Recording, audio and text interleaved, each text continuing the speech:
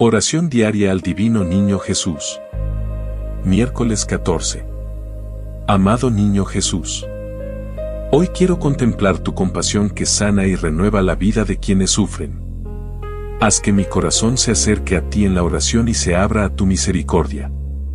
Dame la gracia de servir a los demás con amor, siguiendo tu ejemplo de entrega. Amén. Reflexionemos. ¿Busco a Jesús en la oración y dejo que su amor sane mis heridas? La fe nos invita a reconocer que Cristo es quien nos fortalece y nos envía a anunciar su reino con obras de amor. Que el Divino Niño Jesús nos bendiga con amor.